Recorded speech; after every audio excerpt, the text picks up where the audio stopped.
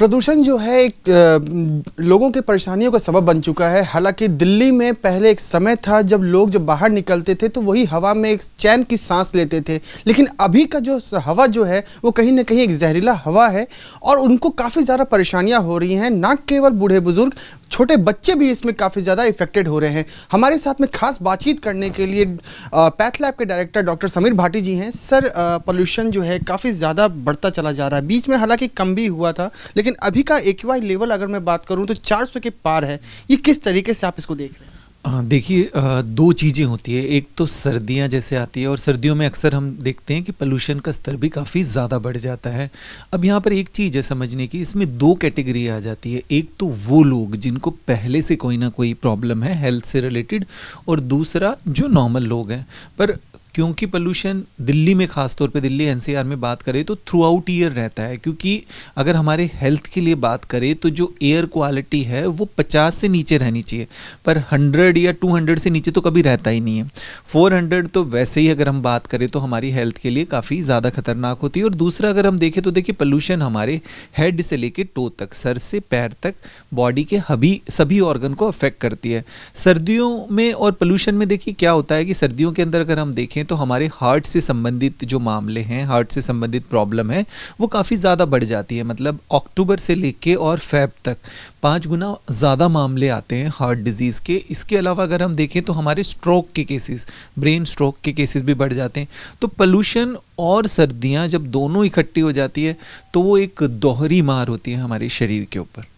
Sir, इसका main कारण क्या आपको लगता है? क्योंकि जिस तरीके से सरकारें ये कहती है कि हम इस पे इम्प्लीमेंट कर रहे हैं, इलेक्ट्रिक व्हीकल्स भी निकाल रहे हैं, लेकिन इसका खासा असर ग्राउंड लेवल पर नहीं दिखने को मिलता है। क्योंकि जिस तरीके से ऑड इवेंट का भी हुआ, साथ ही साथ रेड लाइट ओपन गाड़ियाँ क्लोज का जो फार्मूला जो आया था, लेकिन कुछ खासा असर देखने को नहीं मिल रहा। लोगों को परेशानियाँ जो है लगातार बढ़ती ही चली जा रही है। देखिए, सरकार की तरफ से जो पोल्यूशन कंट्रोल के काफ़ी प्रोग्राम बने हुए हैं, और अगर हम देखें तो 131 सिटीज़ के अंदर अलग अलग लेवल पे वो प्रोग्राम चल रहे हैं पोल्यूशन को कंट्रोल करने के लिए, जिसमें बहुत तरह की चीज़ें हैं। आपने जैसे बात करी जो व्हीकुलर पोल्यूशन है उसको कंट्रोल करने के लिए, जो कंस्ट्रक्शन वगैरह होती है उससे जो पोल्यूशन होता है उसको कंट्रोल करने के लिए, क्योंकि हर एक सिटी के अंदर कारण पोल्यूशन का डिफरेंट है। दिल्ली की बात करें तो दिल्ली का पोल्यूशन का कारण डिफरेंट है, जिसमें कई तरह के कारण हैं। देखिए, पराली भी उसमें एक कारण है, व्हीकुलर पोल्यूशन भी एक कारण है, कंस्ट्रक्शन भी एक कारण है, और दिल्ली की जिस तरह से ज्योग्राफिकली प्रेजेंस है वो भी एक कारण है। तो यहाँ पर मैं समझता हूँ प्रोसेसेस बने हुए हैं सभी तरह के, पर उनका जो स्ट्रॉन्ग इम्प्लीमेंटेशन है वो कहीं ना कहीं लैक कर रहा है। जैसे कि हम FSSAI की बात करें तो फूड अडल्ट्रेशन के अंदर, खाने की मिलावट के अंदर अभी स्वास्थ्य विभाग का FSSAI काफ़ी स्ट्रॉन्ग लेवल पे काम कर रहा है। और अभी जैसा हम देख भी रहे थे पिछले कुछ दिनों के अंदर कि कई तरह की ऐसी अडल्ट्रेशन वाली चीज़ों को पकड़ी गई और उसके बाद उन पे फाइन भी हुआ। तो उसी तरह से जो हेल्थ, ख़ास तौर पे हमारा पोल्यूशन बोर्ड है, उसको भी जो पॉलिसीज़ बनी हुई है उनको स्ट्रिक्ट लेवल पर ग्राउंड में इम्प्लीमेंट करने की ज़रूरत है। पहली बात ये तो ये हो गया सरकार के स्तर पर। और दूसरी अगर हम बात करें तो व्यक्तिगत तौर पर बहुत ज़्यादा ज़रूरी है हमें ध्यान रखने की, जिसमें सबसे ज़्यादा हम बात करते हैं बाहर। तो हम देखिए जा रहे हैं तो बाहर के पोल्यूशन से हमें कैसे प्रोटेक्ट करना है इसके बारे में हम बार बार बात करते हैं, पर बाहर से ज़्यादा अंदर भी पोल्यूशन का लेवल उसी तरह का होता है। इंडोर पोल्यूशन की बात करें कि घर के अंदर अगर आपका किसी भी तरह का केमिकल यूज़ हो रहा है, जो कि हम फर्श क्लीन करने के लिए यूज़ करते हैं, रूम फ्रेशनर का यूज़ करते हैं, कई बार हम मॉस्किटो रेपेलेंट का इस्तेमाल करते हैं मच्छर के लिए, तो ये सब चीज़ें भी पोल्यूशन का स्तर बढ़ा देते हैं। कोई भी ऐसी चीज़ जिससे धूल हो या धुआं हो वो आपके प्रदूषण के स्तर को बढ़ाता है। तो उन चीज़ों का ध्यान रखना है। घर के अंदर जैसे किचन के अंदर एग्जॉस्ट फैन वगैरह ठीक से काम कर रहा हो, आपके बाथरूम के अंदर एग्जॉस्ट फैन ठीक से काम कर रहा हो, घर में जैसे साफ़ सफाई जो भी करते हैं वो गीले कपड़े से आप करें। इसके अलावा घर के अंदर जो बेडिंग वगैरह है, आपकी बेड शीट है, पिलो कवर है, आपके कर्टेन वगैरह है, वो ठीक तरीके से आपकी वॉश होने चाहिए रेगुलरली, क्योंकि उनके ऊपर कई तरह के डस्ट पार्टिकल रहते हैं। जो घर के अंदर छोटे बच्चे हैं या जो बुज़ुर्ग हैं जिनको पहले से अस्थमा या सांस से संबंधित प्रॉब्लम है, उनकी वो प्रॉब्लम बढ़ जाती है, क्योंकि आपने सुना होगा कि कई लोग घर पर ही रहते हैं, बुजुर्ग बाहर नहीं जाते, पर फिर भी उनकी प्रॉब्लम बढ़ जाती है। तो इन चीज़ों का जो घर में रहते हैं उनको सावधानी बरतनी है। घर में जितना हो सके आप इंडोर प्लांट और इन सब चीज़ों का इस्तेमाल करें। बाहर जब भी जाते हैं तो सुबह के समय, जिस समय पोल्यूशन स्तर ज़्यादा है, उस समय आपको बाहर जाना अवॉइड करना है। सेम जो इंडोर पोल्यूशन की बात की, आप ऑफिस सेटिंग में हैं, आप अंदर रहते हैं ऑफिस में, तो वहाँ पर भी यही सावधानियाँ आपको बरतनी है कि इंडोर पोल्यूशन का स्तर बहुत ज़्यादा ना हो। और दूसरा, पोल्यूशन और सर्दी के अंदर क्या होता है कि जिनको मेंटल हेल्थ इश्यूज़ है वो भी काफ़ी ज़्यादा बढ़ जाते हैं, जिनको डिप्रेशन, एंग्जाइटी है, क्योंकि पोल्यूशन के समय अगर हम देखें तो सनलाइट का एक्सपोजर कम हो जाता है। तो जब सनलाइट का एक्सपोजर कम होता है, एक हमारा विटामिन डी लेवल तो कम होता है, और सनलाइट हम कम एक्सपोज होते हैं तो हमारा जो सेरोटोनिन लेवल है, जो हैप्पी हार्मोन्स जिसको हम कहते हैं, वो भी कम प्रोड्यूस होता है। तो आपने देखा होगा कि विंटर्स में, सर्दियों में ख़ास तौर पे लोगों के मूड डिसऑर्डर भी काफ़ी ज़्यादा होते हैं। तो इस वजह से जो जिनको मेंटल हेल्थ इश्यूज़ है उनको भी काफ़ी ध्यान रखना है। इसके लिए आप कुछ माइंडफुलनेस एक्टिविटीज़ करिए, अपनी नींद ठीक रखिए, अपनी डाइट का ठीक से ध्यान रखना है। डिहाइड्रेशन सर्दियों में और पोल्यूशन में काफ़ी ज़्यादा बढ़ जाती है, तो पानी और लिक्विड का इंटेक आपका शरीर में ठीक होना चाहिए। बाहर आप जब भी जा रहे हैं, जो टू व्हीलर पर ट्रैवल कर रहे हैं, उनको हेलमेट में फ्लैप लगाकर ही चलना चाहिए। मास्क पहने तो बहुत ही अच्छा है, N95 मास्क, वो भी आपको प्रोटेक्ट करके रखता है। तो इन बातों का ध्यान रखेंगे तो काफ़ी हद तक जो पोल्यूशन और विंटर्स है उनसे आप अपने आप को प्रोटेक्ट कर सकते हैं। सर, आपका इतना साल का एक्सपीरियंस है, और जिस तरीके से पोल्यूशन लेवल अभी जो बढ़ा हुआ है, साथ ही साथ ठंड भी है, आज भी बारिश हुई, बूंदाबांदी हुई है, तो अभी तक में आपके पास किस तरीके के केसेस आ रहे हैं? क्योंकि ज़्यादातर इसमें देखा जाता है कि अस्थमा पेशेंट जो होते हैं, प्रेगनेंसी में जो महिलाएं जो होती हैं, उनको भी काफ़ी ज़्यादा प्रॉब्लम्स क्रिएट होते हैं, तो कैसे आप उनको, क्या कुछ आपके तरफ से गाइडलाइंस होंगे? हाँ, देखिए, पोल्यूशन जैसा बढ़ा हुआ है और साथ के साथ सर्दियाँ भी, और मौसम में भी बार बार बदलाव आ रहा है, तो इसमें कई तरह की प्रॉब्लम बढ़ जाती है। देखिए, स्ट्रोक के केसेस इस समय काफ़ी ज़्यादा आते हैं, ब्रेन स्ट्रोक के केसेस। स्ट्रोक का कारण होता है अगर आपका ब्लड प्रेशर कंट्रोल नहीं है, शुगर कंट्रोल नहीं है, तो इस वजह से जिनको ब्लड प्रेशर है वो अपनी ब्लड प्रेशर की दवाइयाँ नियमित रूप से लेते रहें। और सर्दियों के अंदर ब्लड प्रेशर बढ़ जाता है कई बार, तो ब्लड प्रेशर को रेगुलर मॉनिटर करें और अपने डॉक्टर के संपर्क में ज़रूर रहें। हो सकता है आपका डॉक्टर आपकी दवाइयों को फिर से एडजस्ट करे।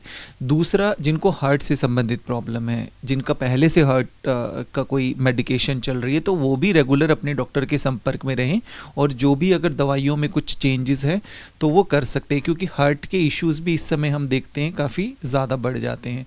इसके अलावा लंग्स की प्रॉब्लम भी काफ़ी ज़्यादा बढ़ जाती है। जिनको COPD है, अस्थमा है, तो उनको भी, क्योंकि एक तो ठंड होती है, ठंड के अंदर जो रेस्पिरेटरी वायरल इन्फेक्शन है वो काफ़ी ज़्यादा बढ़ जाते हैं, और ठंड में हमारी जो वैसे लंग से संबंधित प्रॉब्लम है वो बढ़ जाती है, निमोनिया काफ़ी ज़्यादा बढ़ जाता है। तो ठंड से अपने आप को प्रोटेक्ट करके रखना है। बाहर जब भी निकलते हैं तो पूरी तरह से कपड़े आप पहन कर निकलिए, ठंडी चीज़ों का आप इस्तेमाल ना करें, तो एक लंग से संबंधित प्रॉब्लम बढ़ जाती है। तो इसके लिए भी सबसे ज़्यादा ज़रूरी है कि जिनको अस्थमा वगैरह है, तो वो किसी भी तरह की जब इन्हेलर वगैरह का यूज़ करते हैं वो अपने पास हमेशा आप रखें। और अस्थमा वगैरह जिनको भी प्रॉब्लम है, लंग्स की प्रॉब्लम है, वो भी जब बाहर निकलते हैं तो मास्क का इस्तेमाल ज़रूर करें। और उनके मोबाइल के अंदर आजकल हम देख सकते हैं अपना एयर क्वालिटी इंडेक्स कैसा है। अगर एयर क्वालिटी ख़राब है तो जितना हो सके बाहर वो जाना अवॉइड करें। और जिनको लंग्स से संबंधित प्रॉब्लम पहले से है तो वो फ्लू शॉट ज़रूर लें, मतलब वैक्सीन जो होती है ईयरली वो अपडेट होती है वैक्सीन, तो वो वैक्सीन अपने डॉक्टर से बात करके ज़रूर ले सकते हैं। क्योंकि इस समय अगर हमें वायरल इन्फेक्शन होता है तो वायरल इन्फेक्शन आपने देखा होगा कि लंबे लंबे समय तक खांसी रहती है, ठीक नहीं होती है, तो इन चीज़ों का ध्यान रखना है। बाहर से आप जब भी अंदर जाते हैं, घर जाते हैं, तो अपना हैंड वॉश वगैरह ठीक से करें, गार्गल्स वगैरह नमक के पानी से वो करें। इन चीज़ों का ऐसे जिनको पहले से प्रॉब्लम है या जो नॉर्मल लोग भी हैं वो अपना ध्यान रख सकते हैं। आइज़ के ऊपर काफ़ी ज़्यादा इफ़ेक्ट पड़ता है इस समय, क्योंकि पोल्यूशन भी और ठंड भी। तो आइज़ के लिए आप कुछ सन ग्लासेस या प्लेन ग्लासेस का इस्तेमाल कर सकते हैं। और जब बाहर से आप अंदर जाते हैं तो साफ़ पानी से एक बार आइज़ को आप वो वॉश भी कर सकते हैं स्किन के प्रोटेक्शन के लिए, क्योंकि इस समय स्किन बहुत ही ज़्यादा ड्राई हो जाती है। तो उसके लिए कोशिश करें कि आप मॉइस्चराइज़र और सनस्क्रीन इस्तेमाल कर कर ही बाहर जाएं। सर, आखिरी सवाल ये है कि खाने पीने के लिए क्या कुछ गाइडलाइंस होंगे, जो इफ़ेक्टेड पर्सन हैं, और नॉर्मल पर्सन के लिए भी क्या क्या आपके तरफ से गाइडलाइंस हैं? ओवरऑल देखिए जो हेल्दी डाइट होती है वही हेल्दी डाइट हमें का ध्यान रखना है। बेसिकली हमें हमारी इम्यूनिटी के ऊपर काम करते रहना चाहिए। सबसे पहले एक ज़रूरी है कि अपनी नींद का आप ज़रूर ध्यान रखें, क्योंकि स्लीप भी हमारी इफ़ेक्ट होती है। तो 6 to 8 आवर्स की स्लीप आपकी होनी बहुत ज़्यादा ज़रूरी है। इसके अलावा स्ट्रेस मैनेजमेंट आपको करके रखना है। स्ट्रेस भी आपकी इम्यूनिटी को डाउन करता है, और स्ट्रेस के लिए आप मेडिटेशन का इस्तेमाल कर सकते हैं, अच्छा जर्नलिंग कर सकते हैं, बुक्स वगैरह रीड कर सकते हैं। और इसके अलावा अगर हम देखें तो डाइट में अगर हम बात करें तो विंटर्स के अंदर हमारा स्वीट इंटेक काफ़ी ज़्यादा बढ़ जाता है, मीठे का इंटेक हम काफ़ी ज़्यादा करते हैं। तो मीठे का आपको इंटेक कम से कम रखना है। सॉल्ट इंटेक बढ़ जाता है, नमक का इंटेक काफ़ी ज़्यादा बढ़ जाता है। तो नमक आपके ब्लड प्रेशर को बढ़ाता है। और ओवरऑल अगर हम बात करें तो अगर आप नमक का इस्तेमाल ज़्यादा करेंगे तो बॉडी के अंदर वाटर रिटेंशन ज़्यादा रहेगा, तो सॉल्ट का इंटेक आपका कम रहना चाहिए।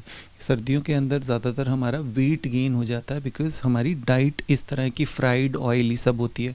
तो ऑयली एंड फ्राइड डाइट को आपको अवॉइड करना है। और क्या खाना है अगर इसकी बात करें तो सीजनल वेजिटेबल्स, फ्रूट्स, इनका इस्तेमाल आपको ज़्यादा करना है। गर्म चीज़ों का इस्तेमाल करना है। वेजिटेबल सूप वगैरह का आप इस्तेमाल कर सकते हैं।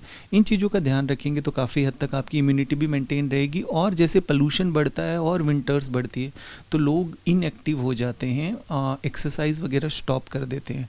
तो एक्सरसाइज आपको करनी ज़रूर है। टाइमिंग आप चेंज कर सकते हैं कि सुबह जिस समय ज़्यादा ठंड है आप पार्क में नहीं जा सकते, बट अपना टाइमिंग चेंज कर लीजिए। या तो इवनिंग में करिए, या जो लोग घर में रहते हैं वो दोपहर के अंदर जाकर पार्क में एक्सरसाइज, योगा या जिम में, बट आपको फिजिकल एक्टिविटी ज़रूर करनी। बहुत बहुत शुक्रिया। तो हमारे साथ में डॉक्टर समीर भाटी जी थे, जिन्होंने कहा कि जितने भी इफेक्टेड लोग हैं और नॉर्मल पर्सन भी हैं, अपने जो खान पान की जो सिस्टम जो है वो नियमित तरीके से करें, ताकि जो पॉल्यूशन जो है जो जिस तरीके से बढ़ा हुआ है वो आपके शरीर पे ज़्यादा से ज़्यादा इफेक्ट ना कर सके। कैमरा पर्सन राजेश रावत के साथ Abhishek Anand, New India News Network, Delhi.